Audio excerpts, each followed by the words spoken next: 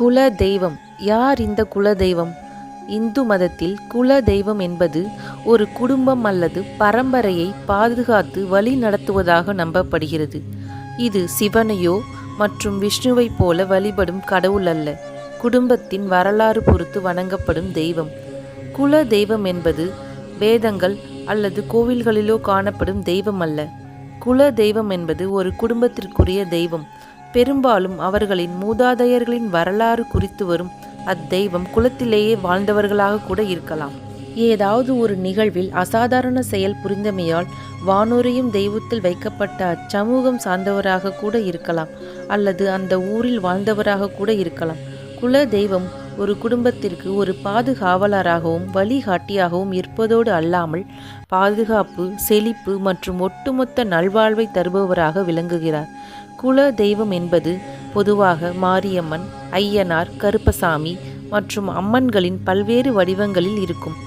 குல தெய்வத்தை எப்பொழுது வழிபட்டால் முழுமையான அருள் கிடைக்கும்? குல தெய்வத்தை முறையாக வழிபட வேண்டும். வாழ்க்கையில் தடை, துன்பம், பிரச்சனை போன்ற இன்னல்களிலிருந்து நாம் ஈடுபட்டு இன்பம், மகிழ்ச்சி, செல்வம் அனைத்தும் பெற குல தெய்வத்தின் அருள் நமக்கு கிடைக்க வேண்டும். குலதெய்வ கோவிலுக்கு மாதம் ஒரு முறையோ அல்லது வருடத்திற்கு ஒரு முறையோ சென்று வழிபட்டு வர வேண்டும். தினமும் குல தெய்வத்தினை வழிபடலாம். அமாவாசை மற்றும் பௌர்ணமி தினங்களில் குல தெய்வத்திற்கு பொங்கல் வைத்து வழிபடுவது மிகவும் சிறப்பானது. எந்த ஒரு சுப நிகழ்ச்சிகள் செய்வதாக இருந்தாலும் குலதெய்வ கோவிலுக்கு சென்று பூ போட்டு உத்தரவு கேட்டு தொடங்கினால் அக்காரியம் சுபமாக முடியும். குல தெய்வத்திற்கு சென்று பொங்கல் வைத்து வழிபடுவது சிறப்பானது.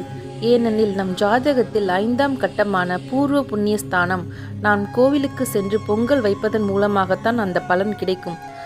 அது என்னவெனில், நாம் செய்த வினை, நமக்கு மூத்தோர்கள் செய்த வினை அனைத்தையும் அந்த ஜாதகத்தில் 5ஆம் கட்டத்தை குறிக்கிறது. ஆனால் நாம் தெய்வத்திற்கு செய்த பொங்கலின் மூலமாக நாம் செய்த கர்ம வினைகள் அனைத்தும் விலகும். குல தெய்வத்தின் அனுமதி இருந்தால் மட்டுமே தான் யமன் கூட நம்மை நெருங்க முடியும். அப்படிப்பட்ட குல தெய்வத்தை நாம் என்றும் மறவாமல் வணங்க வேண்டும். இப்படிப்பட்ட ஆன்மீக தகவல்கள் உங்களை வந்தடைய எங்கள் சேனலை சப்ஸ்கிரைப் செய்யவும்.